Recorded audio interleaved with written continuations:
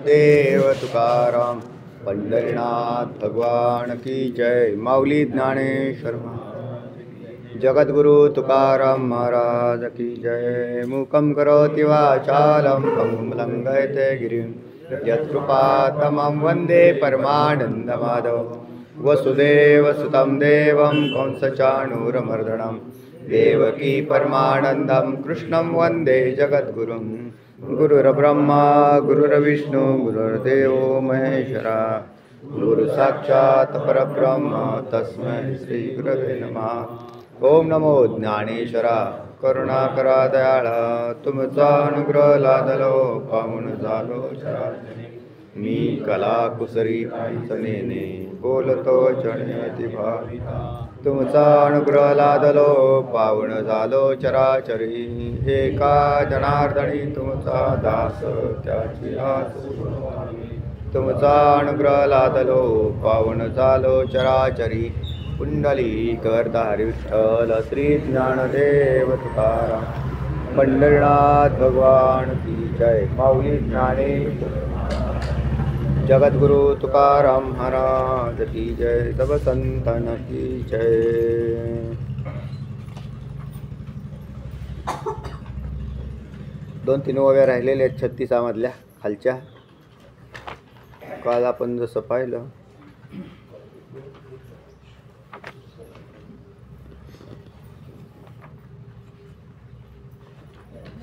म्हणून आजी तव भरे भोगे स्थिती वर्जित आहे जगे। 498 एत ग्रासिसी तू हेन लगे माझ्या जीवी तव संकेते देव बोले। अगा या दोन्ही सैन्याचे भरण पुरले ते प्रत्यक्षची तुझं दाविले येर यथा काळे जाण।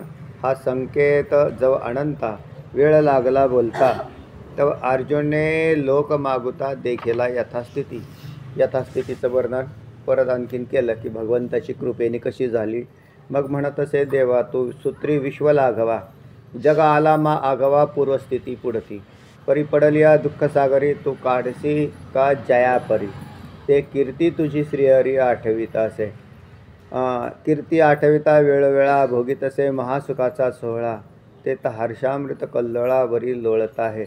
जे श्लोकामध्ये आलेले होते की सज्जन लोक भगवंताचे भक्त हे भगवंताची कीर्ती गाऊन महासुखाचा सोहळा भोगत असतात। हर्षामृत कल्लोळावरी लोळत आहेत। तर त्याच ठिकाणी काही दुष्ट लोक हे देवाच्या भीतीने पळताना दिसतात असा विषय आलेला होता की राक्षस जे आहेत ते भगवंताला घाबरतात। रक्षांसी भीता आणि दिशो द्रवंती म्हणजे रक्षांसी राक्षस मंडळी भीतानी दिशा हा द्रवंती 10ही दिशेला पळताना दिसतात। तर राक्षस पळतात भक्त गातात आणि आनंदी होतात। त्याचप्रमाणे सर्वे नमस्यन्ति च सिद्ध संघाः सगळे सिद्ध पुरुष जे आहेत समुदाय हे तुला वेळोवेळा नमस्कार करतात असं अर्जुनाच्या मुखातला जो श्लोक आहे त्याचं विश्लेषण चालू होतं की कीर्ती आठविता वेळोवेळा भोगी तसे महासुखाचा सोहळा ते तर हर्षामृत कल्लोळावरी लोळत आहे। तर तेव्हा कीर्तीचं स्मरण करून अनेक भक्त जे आहेत ते तुझी कीर्ती गात असताना आनंदी होतात।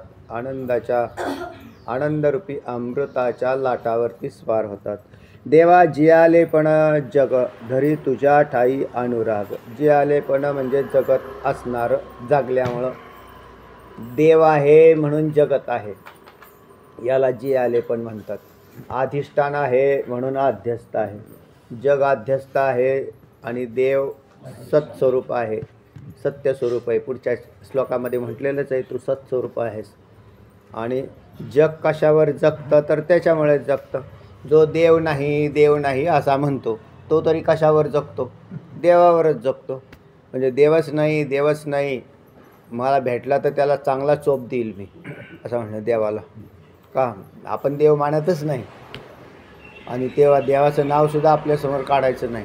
अशी काही नास्तिक मंडळी कोणाच्या सत्तेने बोलतात त्याच्या सत्तेने बोलतात। म्हणजे त्या तुम्हाला जी बोलणं सुचतंय तेही त्याच्यामुळे बोलताय तेही त्याच्यामुळे तुम्ही जिवंत आहात ते त्याच्याचमुळे पण हेच त्याला कळत नाही. म्हणजे इतकं अज्ञान घनदाट असतं. नास्तिकाचं अज्ञान फारच घनदाट आहे. आस्तिक माणसाचं अज्ञान विरळ झालेलं असतं. देव कळालेला असतो असं नाही, पण अज्ञान तरी कमीत कमी विरळ झालेलं असतं. म्हणून मग त्याला तिथं आणून बसवलं आहे. बरं त्याला शिक्षाच आहे. त्या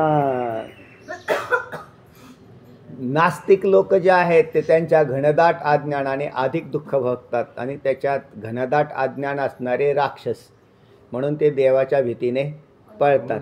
आज त्यांना भीती वाटते म्हणून ते पळतात. खरं तर भिण्याचं कारणच नाही, कारण त्याच्याच सत्तेने सगळे व्यवहार होतात. म्हणून सगळं जीवन, आपलं जीवन कोणावर आधारित आहे तर देवावर आहे. देवा जे आले पण जग धरी तुझ्या ठाई अनुराग. जे तुझ्यावर जगतं ते अनुराग धरतं. आणि दुष्टा तया भंग अधिकाधिक, कारण ते मानतच नाहीत काय आम्ही देवावर जगतो, हे ते मानतच नाही. अशी दुष्ट प्रवृत्तीची माणसं आहेत. आम्ही कमवतो, आम्ही खातो, आम्ही काय देवाने दिलं का आम्हाला? मग तुम्ही खाता तर माती खा, दगडी खा. तुम्ही देवाने निर्माण केलेले पदार्थ नका. कोणत्या देवाने निर्माण केले? मग आता हे ज्वारी, गहू, बाजरी कोणी निर्माण केली आहे? देवानेच निर्माण केली आहे. ज्वारी ही सत्वगुणी आहे, गहू हा रजोगुणी आहे आणि बाजरी ही तमगुणी आहे. हे निर्माण केलेले पदार्थ कोणी येतं, कसे केलेले आहे बरं का? त्याच्यात यांची व्हरायटी येते. पण ते मग निर्माण केले तर हे जर समजत नाही निसर्गता झाली. बऱ्याच लोकांचा हा भाग आहे निसर्गवादी. ते म्हणतात हे पदार्थ निसर्गता झाली, निसर्ग आपोआप करतो. निसर्ग आपोआप करतो तर लाकूड लावा आणि त्या लाकडाला फुटू द्या तुमच्या पालवी काय असली तर. ती फुटली का? नाही. म्हणजेच चेतनत्व असल्याशिवाय ताट उभं राहत नाही, अंकुर फुटत नाही. नाही तर दगडाला सुद्धा अंकुर आले असते का नाही? बियालाच का अंकुर आले? आणि त्याच्यानंतर त्याच्यात चेतनत्व आहे हे तर तुम्हाला स्पष्ट दिसतं आहे, अगदी स्पष्ट दिसतं आहे. म्हणजे हे जसे पशुपक्ष्यांच्या चेतनत्व दिसतोय तसं वनस्पतीत नाही दिसत का? ते कोणावर जगतात? वाढते. ते कोणावर जगतात तर चैतन्यावरच जगतात. म्हणजे आध्यस्थाचं जगणं चैतन्यावर आधारित आहे. त्याच्यात जर चित्तता नसेल, सत्ता नसेल तर त्याचं संभवनीय नाही, असणं संभवनीय नाही. म्हणून सच्चिदानंदत्व हे आपल्याला वनस्पतीमध्ये सुद्धा दिसतं, तेच माणसात दिसतं. आणि हे ज्याला कळालं की तो देव मानतो. म्हणजे आपलं जगणं कोणावर तरी आश्रित आहे हे कळालं. माझा मी जगतो असं नाही कळावं. माझा मी जगतो हे राक्षस आणि माझं अधिष्ठानच देव आहे हे कळालं. नका ते अधिष्ठान सच्चिदानंद रूपाने कळाना, पण आस्ती रूपाने कळालं तरी भक्त होतो. म्हणजे नतमस्तक केव्हा होईल? श्रेष्ठत्व कळालं की नतमस्तक होईल. ज्याला श्रेष्ठत्व कळालंच नाही तर तो नतमस्तक होतच नाही. तसाच प्रकार आहे. म्हणजे आस्तिक आणि नास्तिक, एक राक्षस आणि दुसरे भक्त. तेव्हा देवा जियाले पण जग दरी तुझ्या ठाई अनुराग. जे जग तुझ्या अस्तित्वावर जगतं असा झाला, तुझ्यामुळे जगतं. आणि हे ज्याला कळतं की मी देवामुळे जगतो नंतर तो जगतो. ते म्हणले का हो मग देवानेच मारलं का तुम्हाला? नाही, मी कुठं मेलो तेव्हा, मी तर देव स्वरूप आहेच आहे ना. म्हणून तो दुसऱ्या शरीरात गेला. ही देवाचीच कृपा समजायची. नाहीतर एका शरीरात जर त्याला ठेवून दिलं तर तोच माणूस कंटाळतो. पहा तुम्ही, आपण जे एका शरीरात आपल्याला लागते म्हटले ना, आम्हाला फार दीर्घ आयुष्य प्राप्त हो, किती म्हटले? मार्कंडेयासारखं हो, हां, मार्कंडेय ऋषीसारखं. काय करताल तुम्ही? वैतागलं ते. म्हणजे मार्कंडेय ऋषी अक्षरशः वैतागले. कारण ज्या वेळेला प्रलय होतो त्यावेळेला काहीच नाही राहत. मार्कंडेय पोहत, हो, एकटेच पोहत. मग असा, मग त्याच्या जगण्याला काय अर्थ? म्हणून शरीरावरच्या भावावरती नका जाऊ. उलट आहे जोपर्यंत तोपर्यंत ठीक आहे. चांगल्या अवस्थेत चांगलं जगणं चांगलं. शरीर नासकं झाल्यावरती ते म्हटले अजून देवा आयुष्य दे. काय करायचं, कारण तो पदार्थ शरीर नासलं, तुम्ही नाही नासले. मग ते म्हणून तेवढं जेवढं जीवन आहे तेवढंच जीवन म्हणजे देवाची कृपा आहे की तो मारतो, म्हणजे त्या शरीरातून बाहेर काढतो. ही सुद्धा बरं बाहेर काढल्यावर देतो ना परत. उपाशी थोडंच ठेवलेलं आहे जीवांना. दुसरी शरीरं दिली, जा दुसऱ्या शरीरात, जा त्याच्यामध्ये. नवानी गृह्णाति नरोपराणि तथा शरीराणी विहाय जीर्णानि अन्यानि संयाती नवानी देह. नवीन नवीन देह देतो. तर तेव्हा हे जगणंच आहे. एका शरीरातून दुसऱ्या शरीरात घालणं असंही जगवतो. आणि तसा सच्चिदानंद ब्रह्म असलेला हा जो जीव आहे, ज्याला आपलं सतपणा कळाला, शरीराचा असतपणा कळाला, तर ते राक्षस कधीच होणार नाही, तर ते देव स्वरूपाकडे जातील आणि भगवतविषयक अनुराग धरतील. प्रीती जी आहे, अनुरक्ती जी आहे, ते आत्मस्वरूपविषयक राहील. राक्षसांची प्रीती देहविषयक आहे आणि भक्तांची प्रीती देवविषयक आहे. राक्षसांची प्रीती देहरूपी अध्यस्थाशी संलग्न आहे आणि भक्तांची प्रीती अधिष्ठानरूपी देवाशी संलग्न आहे. एवढा फरक आहे. तर त्या भक्त आणि दुष्ट यांच्यामधला हा फरक आहे. म्हणून त्या जो अस्तित्व मानतो तर तो निश्चितपणे काय होईल, भगवत प्रेम स्वरूप होतो.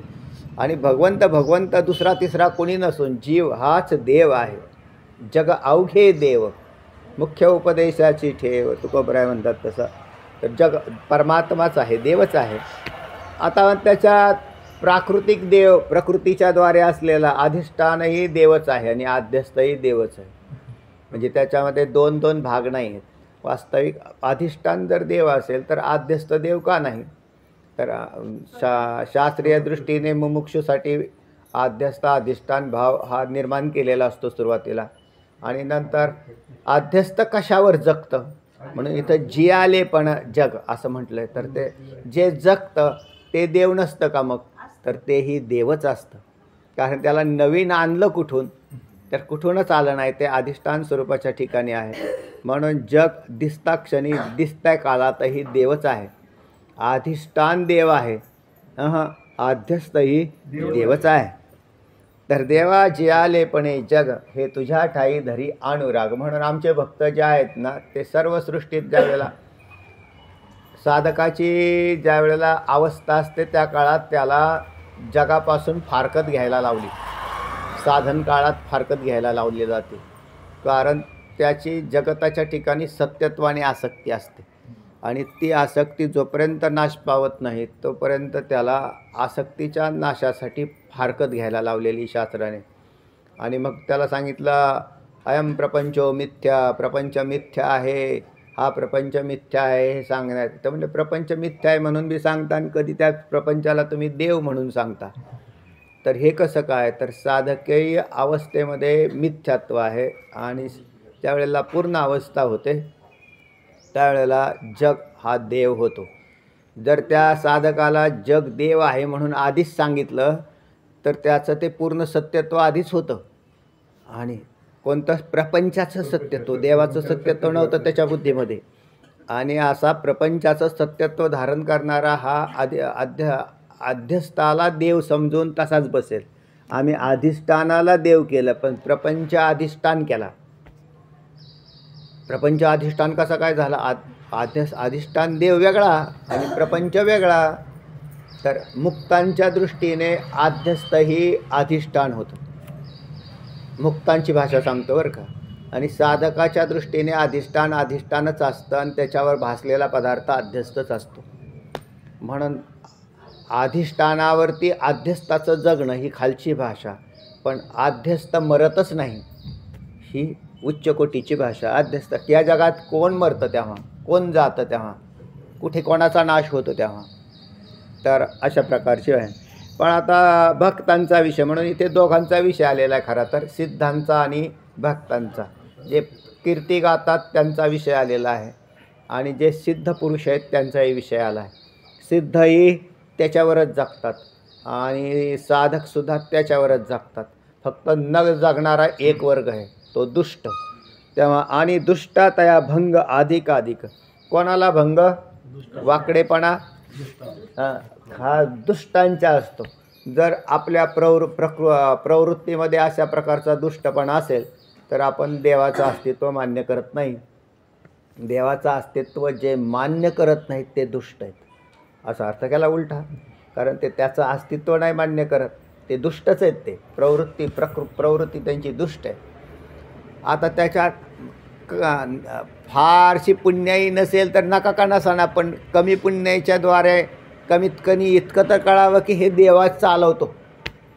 ते म्हणले कुठेही हो तुमचा देव दाखवा आम्हाला. ते म्हणले नाही आम्हाला सांगता येणार, कारण आमचं तेवढं काय अध्ययन नाही, अभ्यास नाही, आमची तेवढी पुण्याई नाही. मग इथेही नम्रताच घेतली आपण, नाही आम्हाला, पण देव आहेच अशा प्रकारचा अस्थिरूपातलं ज्ञान तरी व्हावं. म्हणजे नका का त्याचं प्रत्यक्ष व्हायना, कारण प्रत्यक्ष होण्यासाठी बरेचसे अडथळे आहेत. पण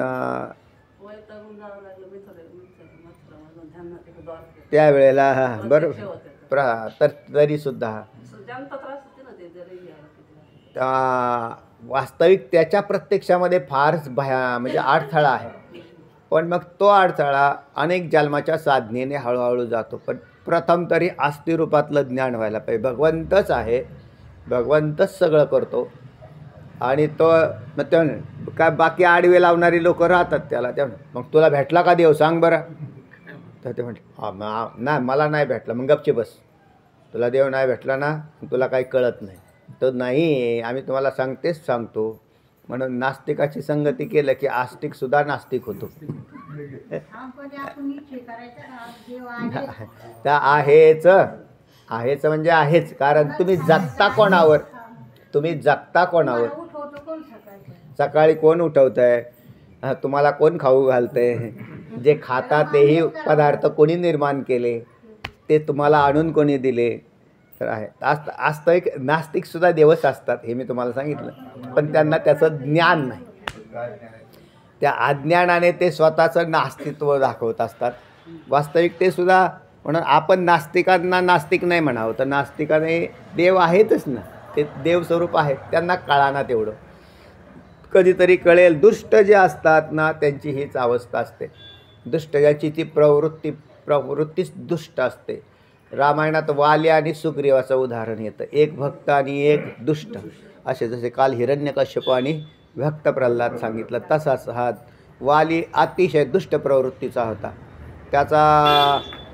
तर तेव्हा हे वानरामधलेच, पण त्यांच्यात सुग्रीव हा राजा होता आणि वाली हा त्याचा पण तो वाली अतिदुष्ट होता. शरीराने बलदंड असा होता किंवा अधिक पराक्रमी असा होता, वीर होता तो तसा. जसा इकडे सुद्धा अनेक तुम्हाला अशी वीरांची उदाहरणे दिसतील. दुष्ट माणसं वीर नसतात असं काही नाही, असतात. ज्या वेळेला प्रभू रामचंद्र त्या ठिकाणी आले त्यावेळेला हा सुग्रीव लपून बसला होता किष्किंध पर्वतावर. तिथं तो वर जाऊन बसला होता आणि त्याच्या जे सोबतीला वानर लोक राहायचे, म्हणजे बाकीचे जे वानर, त्याच्यामध्ये आमच्या हनुमंतरायजी होते, सत्याच्या बाजूला असलेले हनुमंतरायजी. मग ते हनुमंतरायजी एकटेच भरपूर झाले असते वालीला मारायला, पण त्याचा वध हा प्रभू रामचंद्रांकडूनच होता. कारण प्रभू रामचंद्रानेच बाण मारून मारला ना त्याला. तर ज्या वेळेला आले त्यावेळेला हा पळून गेला. सात्विक माणसांच्याकडे हे धैर्य कमी असतं. ते म्हणले बाबा आला काय नको, कारण त्या वालीला पाहून हा सुग्रीव काय करायचा, पळून गेला. त्यांनी सगळीकडे पळाला, पण त्याला तो त्या किष्किंध पर्वताकडे तिथे नाही आला आणि मग तिथं जाऊन तो लपलेला होता. आणि मग त्या ठिकाणी ते मानव वेशामधले दोघं जण, प्रभू रामचंद्र आणि लक्ष्मण, ते म्हटले कोणतरी दोन ब्राह्मण येत आहेत. त्यांनी ती सुग्रीव खाली होता, त्यांनी पाहिलं 2-4 वानर आणि मग तो तिथून पळाला आणि उंचावर जाऊन लपला.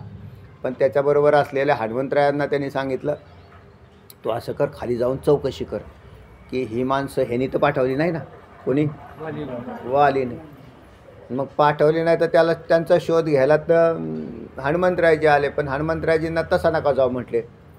मग तुम्ही बटूचं वेश धारण करा. ब्राह्मणाच्या वेशामध्ये पाठवले. हनुमंतरायजी ब्राह्मण वेशामध्ये तिथं खाली येऊन जिथं होते तिथं बसले. ते म्हणले आणि मग त्याने ते पाहिलं तर अतिशय सुंदर असे ते दोघांच्या प्रतिमा, लक्ष्मण, राम आणि लक्ष्मण. साष्टांग दंडवत घातला त्यांनी, कारण सुग्रीवाने तसंच सांगितलं होतं, माहिती काढायची असेल तर नम्र होऊन काढावी लागते. गुप्तहेर जे असतात ना ते असे वेश पालटतात. आपलेसुद्धा गुप्तहेर असेच राहतात बरं का. गुप्तहेर काय त्या याच्या वेशामध्ये नसतो. तर त्याला ज्याला माहिती काढायची असते त्यावेळेला तो असा कोणताही पण अगदी हुबेहूब तसा वटवलं गेलं पाहिजे. होतेच ना सगळीकडे सैन्यामध्ये आत्तासुद्धा गुप्तहेर असतात. हां, पण त्यांना माहीतसुद्धा नसतं की हा सैन्यातला माणूस आहे, असं कोणालाच माहीत नसतं. तर त्याला म्हणजे त्याच्या पद्धतीने तो कार्यभाग चाललेला असतो. आणि त्या बरोबर आहे का?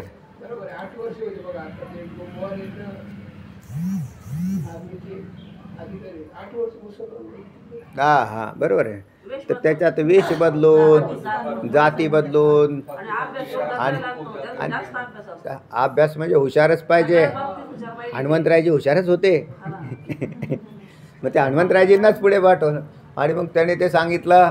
आपण तर ज्यावेळेला हनुमंतरायजींना बी शंका आली किंवा हे कोण आहेत, कारण हे वालीने तर नाही ना पाठवली. मग ते मग त्याने म्हटले की आपण तर फार मोठे दिसत आहेत, आपण सिद्ध पुरुष दिसत आहे आणि मला तर असं दिसतं आहे की आपण या विश्वाचे जनिते आहात. म्हणजे असं जे वर्णन केलं आणि यथार्थही निघालं ते की आपल्याकडूनच या विश्वाची अध्यात्म रामायणामध्ये हा विषय आलेला आहे. त्यानंतर हे सगळे विश्वाची उत्पत्ती आपणच करता, जगत निर्माण करणारे करते आपण दिसत आहे, पण मी तुम्हाला ओळखलं नाही. आपण तर फार सात्विक दिसत आहेत, अगदी नरनाराचे अवतार दिसत आहे दोघंजण. असं स्तुती वर्णन केल्यावरती आणि दर्शन घेतलं हनुमंतरायाने.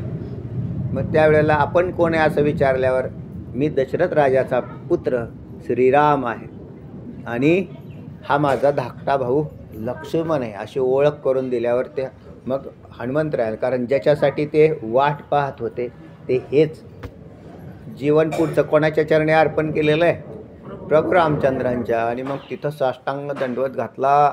आणि मग त्याच्यानंतर मग ते म्हटले तू इथे काय करतोयस? तो म्हटले मी सुग्रीवाचा रक्षक आहे आणि आम्ही काही वानरांसहित इथं राहतो. इथे हे जे आहे किष्किंधा हे राज्य सुग्रीवाचं आहे, पण त्याच्या भावाने वालीने ते काय केलेलं आहे, हडप केलं. कसं केलं?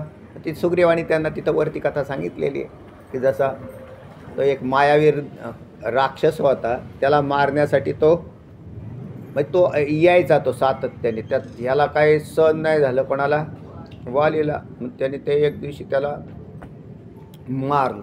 पण तो मारल्यावरती तो मायावीच होता आणि दोघंही अतिशूर होते. सुग्रीव आणि आपले ते वाली आणि तो मायावी दैत्य हे भांडता एका गुहेत शिरले. त्यांच्याबरोबर सुग्रीव होता. ते आत गेल्यावरती ते महिनाभर युद्ध चाललं. कुठं? गुहेत. आणि गुहेत युद्ध झाल्यावरती त्याच्यातून आता ह्याला काय करता येईना. हा सुग्रीवाला त्याला सांगितलं होतं तू बाहेर थांब आणि रक्षण कर. तर सुग्रीव बाहेर बसलेला आहे, आतमध्ये चालले. पण महिन्यानंतर रक्ताचा पाठ बाहेर आला. त्यावेळेला ह्याला असं वाटलं की माझ्या भावाला मारलं आणि हा जर आत्ता बाहेर आला तो राक्षस तर सगळ्या लोकांना मारेल. म्हणून त्याला बंद करण्यासाठी शिळा लावली, मोठी शिळा त्याला लोटून लावली. आणि आतमध्ये कोण होता? वाली होता. राक्षस मारला गेला होता. मग त्याने ते मोठ्या प्रयत्नाने ती शिळा पाडली, कारण तोही बलवान होता. आणि मग ज्या वेळेला आला त्यावेळेला हा सुग्रीव त्याच्या राज्यामध्ये आलेला होता, राजधानी. आणि त्यावेळेला मग त्याला अरे म्हटले भाऊ तू कसा अजून तू राहिला? मग तो मेला काय? मला असं वाटलं की तू मेला आणि तो राहिला. तो बाहेर येऊ नको, प्रजेला त्रास देऊ नये म्हणून मी शिळा लावली. पण त्यांनी काय ऐकलं नाही. मग त्याच्यात त्याला मारलं. ह्याला कोणाला? सुग्रीवाला. आणि मग तो पळून गेलेला होता. त्याची पत्नी बळकावली त्याने. म्हणजे असा दुष्ट, ज्याला म्हणतात ना दुष्ट प्रवृत्ती, तर ती ही अशी. आणि मग प्रभू रामचंद्रांचा ते मित्र झाला एक सुग्रीव आणि दुसरा वाली, अशा प्रकारचे भक्त आणि दुष्ट हे बरोबर जन्म घेतात. दुष्ट नसेल तर भक्तांचा महिमा तरी काय कळणार आहे. नाहीतर सुग्रीवाची कथा कोणावर आधारित झाली? मग वालीमुळेच त्याच्या कथेला रंग आलेला आहे. नाही तर नुसता सुग्रीव होता आणि तो वानरांचा राजा होता, याच्यामध्ये काहीच स्वारस्य नसतं. म्हणून दुष्टांनी भक्तांचा महिमा वाढवला. म्हणून भक्त दुष्टसुद्धा नाही, दुष्टांनी भक्तांचा महिमा वाढवला किंवा असं असं. म्हणून प्रभू रामचंद्र आले. प्रभू रामचंद्रानं तिथे आणि मग हनुमंतरायजींनी खांद्यावर घेऊन गेले ते किष्किंधा पर्वतावर. हनुमंतरायजी कोणाला? राम आणि लक्ष्मणाला वरती घेऊन गेले. आणि मग तिथं सुग्रीवाची भेट झाली. तोही दुःखी. म्हटले आपण कसे काय आले? आम्ही बी दुःखी, कारण ह्यांची सीता गेली. यांची सीता गेली ना, आणि दोघांचे समदुःखी. त्या दुष्टा तया भंग अधिक तेव्हा त्या दुष्टांना. आणि मग प्रभू रामचंद्रांनी बाजूला बसून पुन्हा त्याला तरी त्याला शंका आलीच त्या वालीला, किंवा हा कोणाच्या जीवावरती परत आलाय लढायला. तर तिथं प्रभू रामचंद्र होते. आणि त्या प्रभू रामचंद्रांनी ज्या वेळेला तरी त्याच्यात घोटाळा झाला, ज्या वेळेला ती खून केली, ती खून त्याचे काही लक्षात नाही आले, कारण दोघं दिसायला सारखेच होते. मग कोणाला बाण मारावं म्हणून तिथं परत एकदा सुग्रीवानी मार खाल्ला. त्याला म्हणायचं प्रारब्ध. देव असून सुद्धा मार खातो. कोण? देव सहकारी होता. तर ते म्हटले मग तुम्ही का नाही बांध? मग ते सुग्रीव परत ते तिथून पळाला. परत प्रभू रामचंद्र आणि हनुमंतरायजी भेटले. ते म्हटले पण देवा तुम्ही का नाही बाण मारला त्याला? तुम्ही का नाही तुम्ही तर म्हटले होते तुझा मी पाठीमाग आहे. ते म्हटले अरे तुम्ही दोघं इतके हुबेहूब आहेत ना की कोणाला बाण मारावं हेच कळा ना. आणि मग त्याच्यात मारता. आता हे बी शाळाच झाली खरीच. देव ओळखत नाही का? हा सुग्रीव आहे ना, हा वाली, हे ओळखत नाही का? मग त्यांनी का मार खाल्ला? प्रारब्ध. त्याचा मार तेवढा अजून शिल्लक होता. त्या वालीकडून तेवढा मार शिल्लक होता, जसा कंसाकडून 6 पुत्रांचा वध शिल्लक होता ना. मग तिथं पुण्य सारावया आले देव ऋषी असं म्हटलं तिकडे कृष्णकथेमध्ये. पुण्य सारण्या नष्ट करायसाठी देव ऋषी आले, कारण त्याचे 6 बालकं मारायची शिल्लक. तेवढं पाप लागत होतं. कशाला? त्याच्या मृत्यू. साही मारील दुराचारी. आणि मग त्याच्या तसाच इथे सुद्धा समांतर प्रसंग. आणि त्या वालीच्या नाशाला मग त्यांनी जे मारल्यावरती ते पळाले. परत ते म्हणजे आता पुढच्या वेळेला नाही. तू घाबरतच गेला बाबा, काय खरं नाही अजून. कारण तो अतिशय बलवान होता तो. म्हणजे दिसायसारखे जरी असतील तरी बल कोणाचं भारी होतं? वालीचं. आणि मग त्याला त्यांनी खून केली. म्हणजे त्याच्या कमरेला काय केलं? वस्त्र गुंडाळलं की बा हा ओळखू यावा म्हणून की हा तो आहे. आणि मग त्याचे भगवंतांनी ती शाळा करून मग त्याला वालीला मारलं. तर वालीला मारल्यानंतर त्याची पत्नी तारा ना, तिने अनेक प्रश्न केले, माझ्या वालीला का मारलं? तर ते म्हटले दुष्ट होता आणि दुष्टांचा नाश देव नाही करणार तर कोण करेल या जगात? तो दुष्ट आहे. तर त्या दुष्ट प्रवृत्तीचे तिला सांगितले उदाहरणं. आणि नंतरही तिला त्या तारेला असं सांगितलं की तुझा वाली मेलेला नसून माझ्या स्वरूप झालेला आहे. हे अध्यात्म रामायणातला विषय बरं. म्हणजे तो दुष्टांचा सुद्धा नाश नाही केला त्याने. नाही तर कोणी म्हणेल मग दुष्ट मारले आणि त्यांचं वाटोळं झालं. त्यांचं सुद्धा काय झालं? उद्धारच झाला. कारण मग त्याला मी मत स्वरूप करून ठेवलेलं आहे. आणि आत्मा कधी मरत नाही. तिथे या अध्यात्मविद्येचा उपदेश कोणाला? तारा. कारण जे अधिकारी असतात ना, तर त्याचे त्यांना सांगायला अडचण नाही. देवाने काय केलं? अधिकारी स्वरूप होती. कारण तिला तिने प्रश्न विचारलेले आहेत, अध्यात्म रामायणात आहेत. त्याने ते प्रश्न विचारले, त्या प्रश्नांची उत्तरं भगवंतांनी दिली आणि तिचा चित्त भ्रम गेला, शांत झाली. तर अशा प्रकारचे तुम्हाला पाहायला मिळेल की दुष्ट जे आहेत ते अधिक प्रवृत्ती धारण करतात, तर ते भगवंतापासून पळतात, म्हणजे दूर जातात. आणि याला कारण ते अस्तित्व मानत नाहीत. काय मानत नाहीत? त्याचं अस्तित्व मानत नाहीत. देवाचं अस्तित्व मान्य करत नाहीत. भक्तांनी देवाचं अस्तित्व मान्य केलं म्हणून म्हटलं की सोपं लक्षण भक्तांचं केलं आपण. काय की जे देवाचं अस्तित्व मानतात ते तुम्ही सगळे देव स्वरूप बनणार. कारण तुम्ही आहे म्हणून म्हणतात ना. आता कुठे विषय गेला आपला? पंचदशीत ना. जे आहे म्हणून मानतात त्यांना देव नित्य आहे आणि जे देव नाही म्हणून मानतात त्यांच्या दृष्टीने देव नाहीच. पंचदशीमध्ये आत्ता विषय गेला ना. चालू आहे आत्ता, चालू विषय आत्ता एवढ्यातला. अगदी तसंच आहे की पै त्रिभुवनाच्या राक्षसा महाभय तो ऋषिकेशा. हे ऋषिकेशा, त्रिभुवनाच्या राक्षसा तू म्हणजे महाभय. देवाला घाबरतात सारे.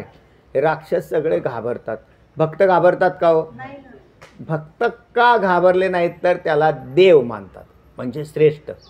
आणि राक्षस का घाबरतात तर त्याला कनिष्ठ. देव न म्हणजे त्याचा नाही म्हणूनच निषेध करतात. आणि नाही म्हणून निषेध केल्यावरती जर नाही म्हणून निषेध केला तर म्हणून त्यांच्याकडे देवाला पाहिल्यावर ते घाबरतात. जोपर्यंत त्याचं दर्शन नाही झालं तोपर्यंत तिथे लय टूटू चाललेली असते त्यांची. म्हणजे आणि नेहमी असंच आहे. अज्ञानी माणसाची जेवढी टूरटूर चाललेली आहे ना तेवढा ज्ञानी कधीच करत नाही. तर अज्ञानी मोठ्या गर्जना यांच्यात चाललेल्या असतात. म्हणजे आम्ही हे करू, आम्ही ते करू, आम्ही ते करू असं सांगत असतात. तर ती माणसं जवळजवळ काहीच करत. कारण जे बोलतात ना बोलाचाच भात जेवण या कोण तृप्त झाला. तसं म्हटलं. तसं नुसते वल्गना करणारी माणसांच्यात काही दम नसतो. मग वास्तविक अस्तित्वाने ज्या वेळेला देव प्रगट होतो त्यावेळेला हे वल्गना करणारी पळतात. हे पळा रे पळा, आला रे आला. त्या कृष्णकथेमध्ये असा आहे. तो कंस काय कमी हे होता का? दुष्ट होता का? त्याने काय केले? भरपूर वेगवेगळ्या पद्धतीने त्याला मारायचा प्रयत्न केला. कारण त्याच्या दृष्टीने ते बालक होते. म्हणजे बलराम जरी समजा तर वयाने लहानच होता आणि तो कृष्ण तर तेही वयाने लहान. ते बालक असे दिसायचे. आणि त्याच्यापेक्षा याच्याकडे तर मोठे मोठे योद्धे होते, मल्ल होते. मुष्टीर, चाणूर सारखे मोठे हे होते. काय म्हणतात त्यांना? पहिलवान, बलवान असे होते. एवढे जरी मोठे योद्धे झाले तर बाळपणाची फुली न उघडता माऊली ज्ञानोबरायांनी वर्णन केलं. तर त्याने अगदी लहानपणातच जे मोठे मारले त्याला काय लहान म्हणावं का? भगवान श्रीकृष्ण. मग ज्या वेळेला म्हणून तो कंस मानत नव्हता. ज्याला लहानपणापासून मारायचा प्रयत्न केला तरी जो मेला नाही तो वाढत गेला. तोच कृष्ण मोठा झाल्यावर आता काय करेल म्हणून तो दुष्टा चळकाप असं लिहिलंय नामदेवरायांनी. दुष्टांना चळकाप सुटतो. दुष्टा चळकाप. आणि तिथं चळकाप सुटला. त्या कंसाची तीच अवस्था झाली. आणि कृष्ण कृष्ण कृष्ण या भीतीने भीतीग्रस्त झाला. ज्या वेळेला आला सगळे मारले गेले. चाणूर, मुष्टीर, अनेक मल्ल गेले. हत्तीसारखे उन्मत्त हत्ती सोडलेले तेही फिरून मारले. आणि मग कंसाकडे आला. त्यावेळेला त्याला काहीच सुचाना. कारण ते म्हणले आता आपलं रक्षण कोण करेल? कारण दुष्ट माणसाला असं वाटतं देव सोडून बाकीच्या पदार्थावर ज्यांचा जास्त आश्रय केलेला आहे ज्यांनी आणि त्याच्यावरती जास्त विश्वास आहे त्याला दुष्ट म्हणावं. देव सोडून ज्या बाह्य पदार्थावर आपला विश्वास ज्याचा बाह्य गोष्टीवर जास्त विश्वास आहे, देवावर विश्वास नाही, ते म्हणले म्हणून त्याचा धनावर विश्वास आहे, जीवावर विश्वास आहे. माणसांनाही तेच वाटतं. मरायच्या वेळेला कोण वाचवेल? ते म्हणले पोरगा वाचवेल आपले पोरे. नाही तर आपली पोरं 5 पांडवासारखी आहेत. 5 पोरं आहेत आपल्याला. तुझे 5 पोरं फार तर 1 जण शिंकाळी धरायला पुढं राहील आणि 4 जण खांदेकरी होतील. का वाचवतील तुला? पोरं नाही वाचवतील. प्राणप्रयाणाचे वेळी राती निराळी रांडा पोरे सकळ. पळोईला अंतकाळी. तर त्याच्यामधले कोणीच वाचवणार नाही. मग वाचवणाऱ्यासाठी पाचांची गरज नसून एकाची गरज आहे. एकाची म्हणजे बस देवाची आवश्यकता आहे. एक देव आपल्याबरोबर राहिला आणि त्याच्यावर अस्तित्वाने भरोसा ठेवला आहे. देव आहे. लोकांच्यावर नका विश्वास ठेवू, कोणत्याही जीवावर नका विश्वास ठेवू, पोरांच्यावर नको. म्हणजे जीव, जड, संपत्ती याच्यावर विश्वास ठेवतात ते दैत्य, राक्षस. डॉक्टरावर विश्वास ठेवत असताल तरी, कारण तुम्ही कोणावर विश्वास ठेवला? डॉक्टर वाचवेल. डॉक्टर काय वाचवेल हो? डॉक्टर नाही वाचवणार. डॉक्टरच वाचले नाहीत तर डॉक्टर तुम्हाला काय वाचवेल? नाही. डॉक्टर फक्त जर तुमचं आयुष्य शिल्लक असेल तो निमित्त कारण आहे. आयुष्य हे तुमचं उपादान कारण आहे. उपादान कारण म्हणजे ज्याच्या असण्याने कार्य. उपादान कारणाचं लक्षण काय?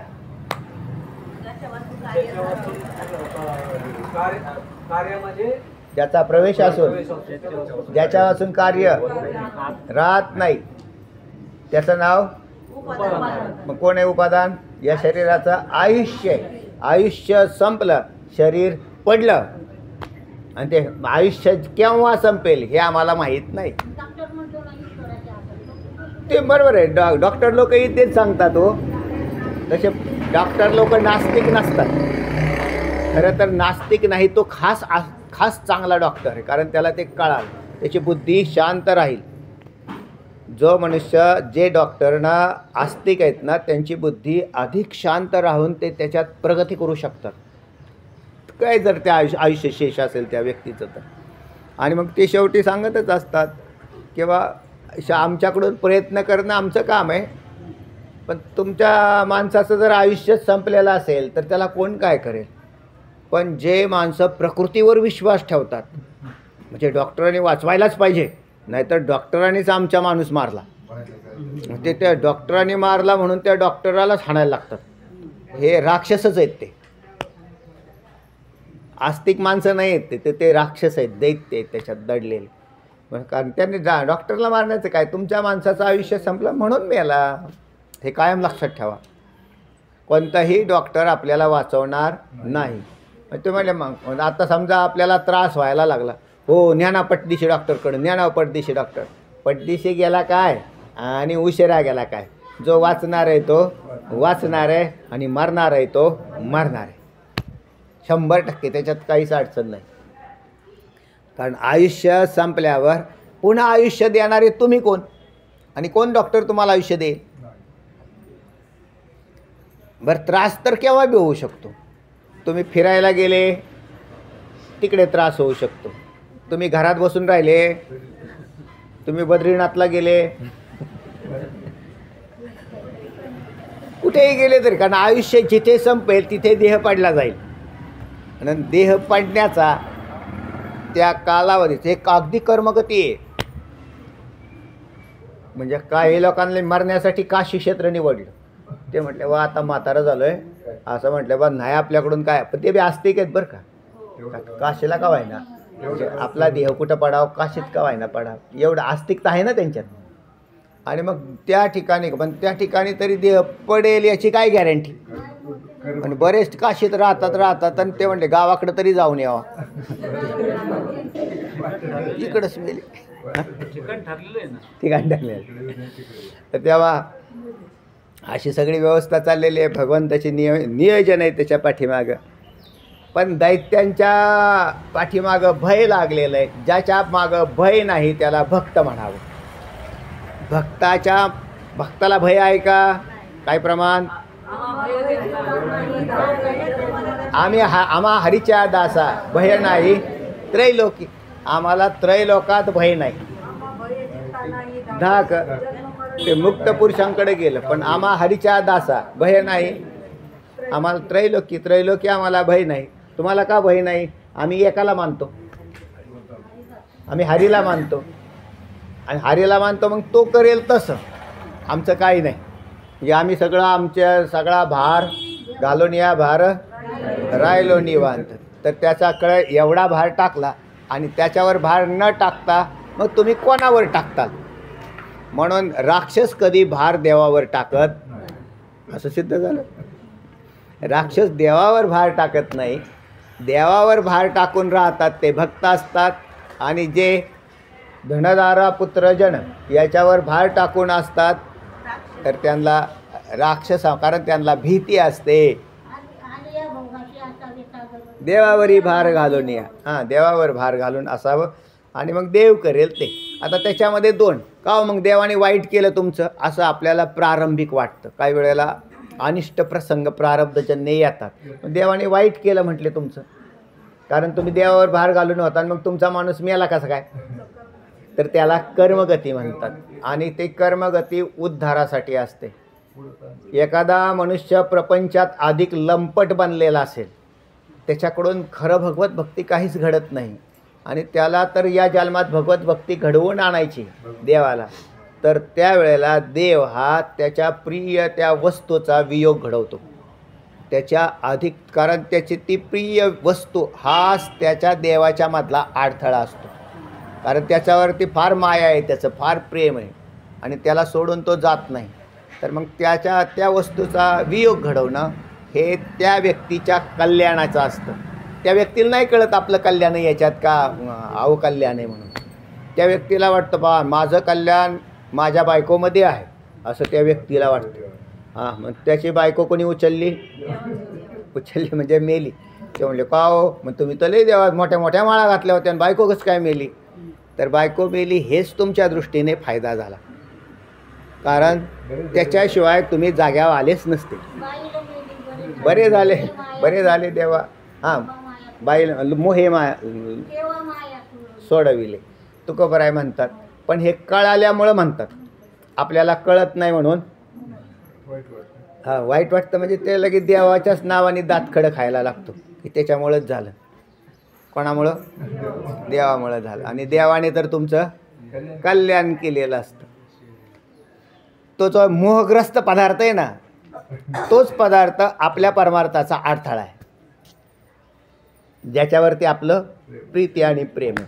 आणि जर खरीच देवाची कृपा असेल आपल्यावर तर मग तो त्या ठिकाणी देवभक्ता लागी करुणे दी संसार अंगे वारावार करून ठेवी.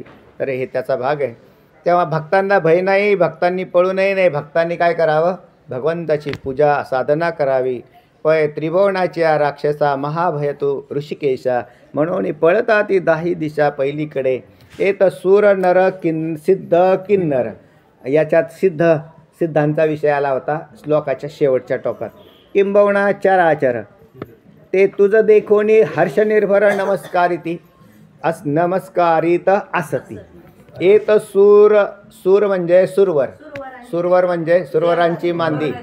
आपण जसं म्हणतो उभे जोडोनी हात, पाठीच्या काकड्यातच म्हणतात जोडोनी हात. हां, स्वर्गातले देव. ज्या वेळेला पहाटेचा काकडा आहे त्यावेळेला काकड्याला कोण कोण आले याचं वर्णन नामदेवरायांनी केलं अभंगात. त्याच्यात असं म्हटलं सुरवराची मांदी उभे जोडोनी हात. सुरवर म्हणजे देव, जे स्वर्गातले देव. ते काय करतात? ते म्हटले हात जोडून उभे राहतात देवा तुमच्या दर्शनाला. हे भक्तांच्याकडून झालेला भाग आहे. देव येतात असं नाही, ते तर तिकडे ते रामबाण उर्वशीन ते अमृत त्याच्यात तमग्न असतील, ते परत खाली कशाला उतरतील. तर त्याच्यातले काही ज्यांना कळालं वर्म, कारण कुठल्याही गोष्टीत अपवाद असतात, म्हणून स्वर्गातल्या काही देवांना कळतं आणि बऱ्याचशांना कळत नाही. ज्या कळत नाही ते तिकडं मदिरापान करत बसले स्वर्गात, तिकडंच वर बसले. आणि ज्यांना कळालं ते पांडुरंगाच्या काकड्याला आले. जगात बी तसंच आहे. काकड्याला कोण कोण येतं? कळतं ते काकड्याला आले. ज्यांना कळालं नाही ते खुशाल महानिद्रेच्या घोरत होता बदबदा. नाही आपल्याला एवढंच घ्यायचं होतं. हे बरेचसे मग किंवा अज्ञानाच्या निदा घोरता होतं. बरेचसे तसेच निवांत झोपा काढतात, जागे झालेले असतात तरीसुद्धा येत नाहीत. हे कोण येतं? राक्षस.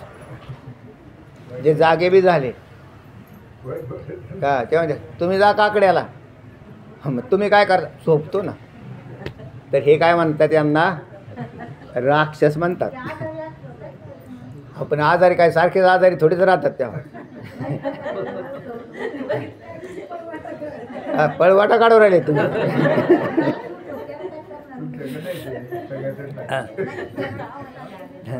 तेव्हा नाही भक्तांना नाही सांगत मी. भक्तांना पण मी कसा बोलेल भक्तांना बोलल्यावरती देव रागवल माझ्यावर. हां पण झोपणाऱ्याला बोलावतो. हां तर झोपा नाही काढा. तर त्याला एकादशी आहे आता जाऊन पहाटे उठाव स्नान करावं तेवढंच देवाचं काय होईल आपल्याकडून नामस्मरण होईल. तुला कळत आहे ना? हो वा. तर तुला नाही कळालं ह्यांना काय कळायचं तेव्हा हां म्हणून देवाशी काय केली पाहिजे?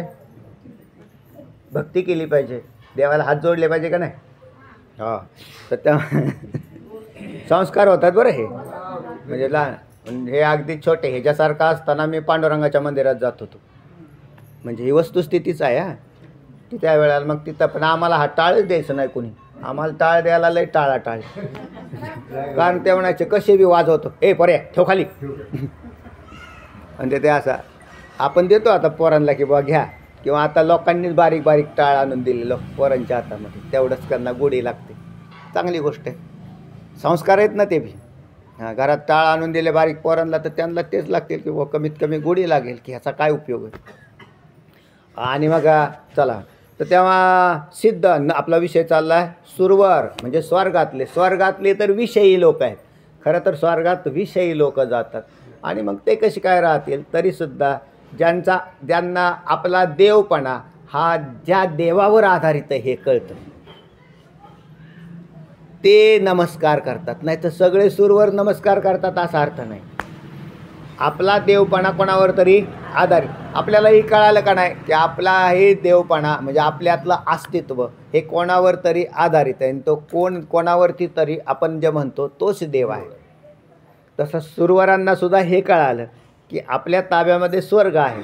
एवढी सगळी स्वर्गलक्ष्मी आपल्याकडे दिलेली आहे.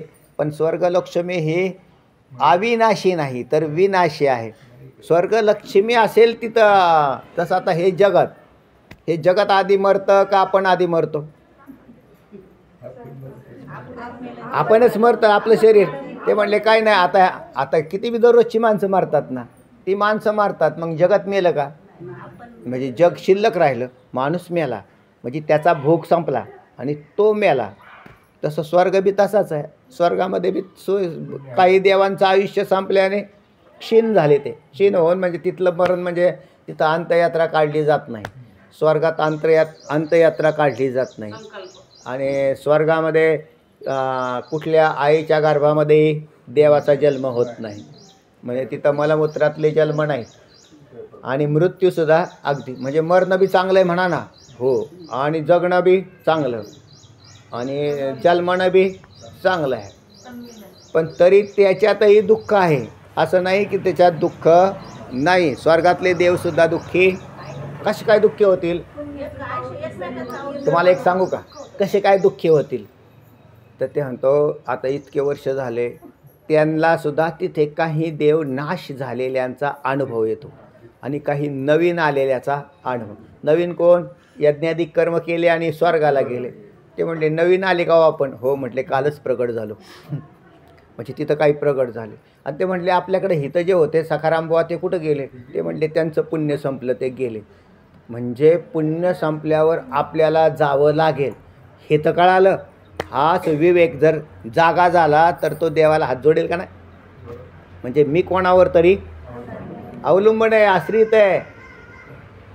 पण स्वर्गातले देव मारतात अमृत पिऊन मारतात. माणसंच मारतात असं नाही. मग ते म्हणले संपूर्ण त्रिभुवनात जे जे राहतात त्यांचे नाश होतात. फक्त देवाचा नाश होत नाही. ज्याचा नाश होत नाही त्याला देव म्हणतात. तेव्हा असं ज्यांना कळाले ते सुरवर सुर नर किन्नर हे गायनामध्ये करती गायन तर हे अभंगामध्ये आलेलंच आहे. तुमची गवळण नाही ना. गाती निरंतर रे सुरनर किन्नर नारद तुंबर गाती निरंतर रे माधवा.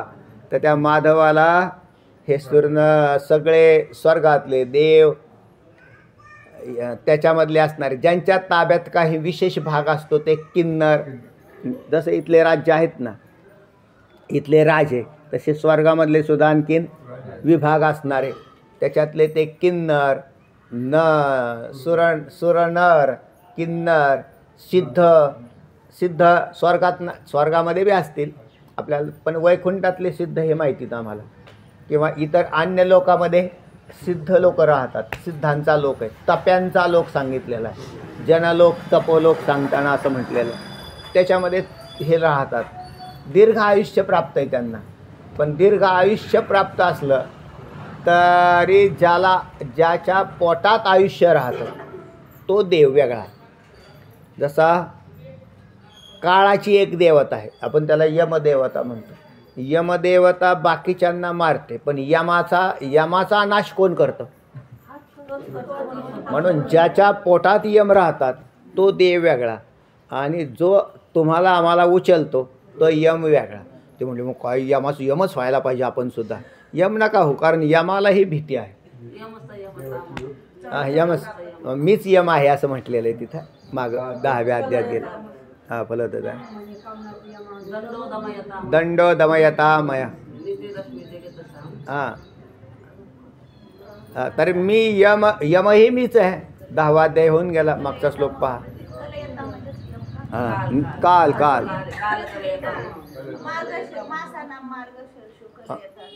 नाही, यम स्पष्ट उल्लेखच आला ना शब्दाचा. यम हा शब्द आलेला आहे त्याच्यात. हां विसरून गेले काय शब्द आहे ते? भगवद्गीता समोर असलेलं की दिसेल. अनंत चास्मी नागानां वरुणो याद सामयम् दंडम.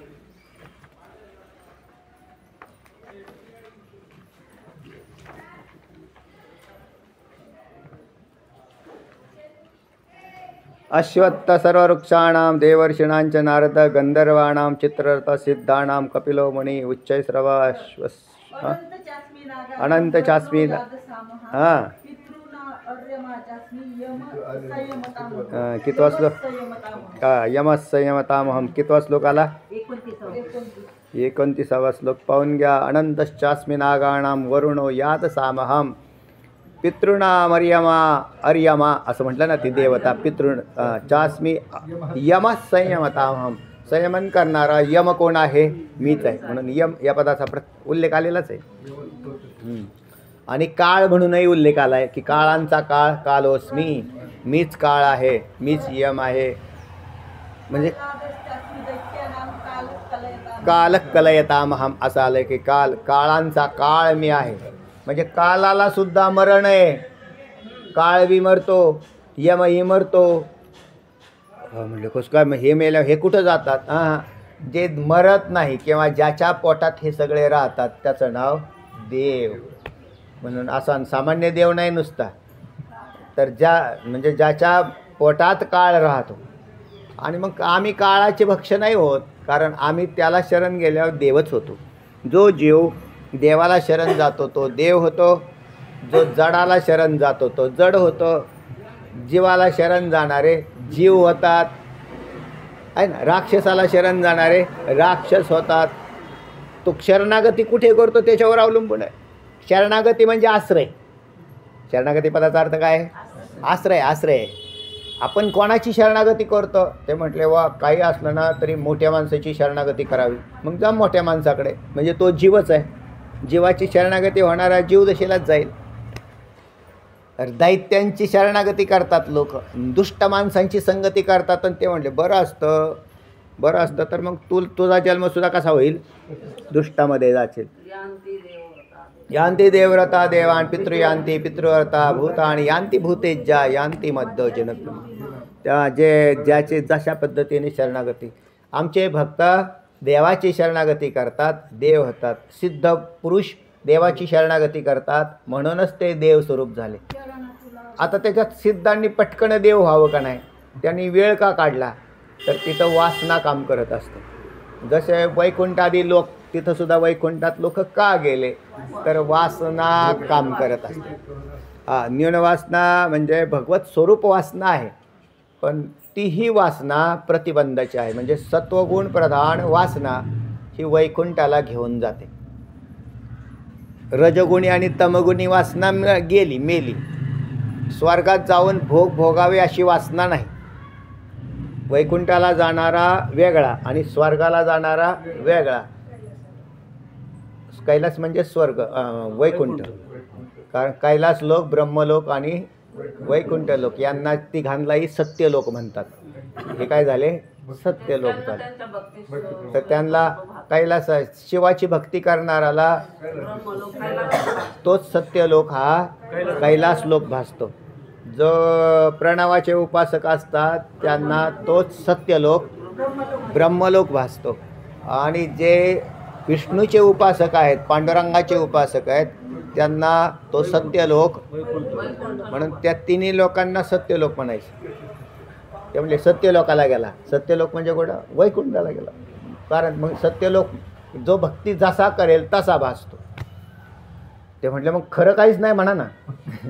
कारण भासतो या पदात काय? सत्यत्व नाही. आणि मग मी तुम्हाला तेच सांगतो, कोणतेही लोक सत्य नाही. तर या सगळे लोक ज्याच्या पोटात राहतात तो सत्य आहे. म्हणतो तुम्ही लोकात राहू नका, देवात राहा. आपण राहतो लोकात. आपण खरं तर लोकात बी नाही राहत, आपण शरीरात राहतो. आपला भाव शरीराचा आहे. मी आलो, मी गेलो, मी खाल्लं, मी पेलो, मी झालो शरीर. म्हणजे तुम्ही या लोकात सुद्धा नाही राहिले, तुम्ही एका परिच्छिन्न शरीरात राहिले. आणि मग जे शरीर ज्या लोकात राहतं तेही खोटं. असे लोक किती? तर अनेक ब्रह्मांडात अनेक लोक. हे अनेक ब्रह्मांड कुठं राहतात? याच्या पोटात राहतात. ती ब्रह्मांड सत्य आहेत का मिथ्या आहेत? तर मिथ्या आहेत. मग त्याच्यातलं सर्वोत्कृष्ट लोक कोणता? सत्यलोक म्हणजे वैकुंठ लोक. मग वैकुंठ लोक सत्य, तर वैकुंठाला जावं अशी इच्छा असणं हे अधिक सत्वांश प्रधान बुद्धीचं काम आहे. म्हणजे पण वासना आहे त्याला. म्हणजे देवाचं अस्तित्व देव म्हणून स्वीकारलेलं नाही त्याच्यामध्ये. तर त्या वासनेचा प्रतिबंध आहे त्याला. म्हणून तमप्रधान वासनेचा नायनाट झाला आणि रजगुण प्रधान वासना राहिली आणि सत्वगुण प्रधान वासना राहिली की स्वर्गादी देवाच्या प्राप्त्या होतात. त्याच्यात तमांश प्रधान वासना नाही. तमगुणी वासना ज्याच्याकडे इथे आहे, ज्याला त्या सागरात काहीतरी शेवग्याच्या शेंगा मिळतात, समुद्रात मिळतात म्हणतात बा. शेवग्याच्या शेंगा समुद्रात मिळतात, माहिती तुम्हाला? नाही माहिती? नाही. तसं तर त्याला तुम्ही व्यवस्थित सांगा, मग सांगते. त्याला बाजारात दाखवावे लागतील. माहिती तुम्हाला? नाही त्या शिंदेताईंना नाही माहिती. नाही ना? त्या पुढच्या शिंदेताईंना विचारून घ्या. शिंदेताईच्या मागे बसलेल्या शिंदेताई, त्यांना माहितीच नाही. ते म्हणजे कुठे भेटतात बुवा त्या? कारण त्यांनी अजून पण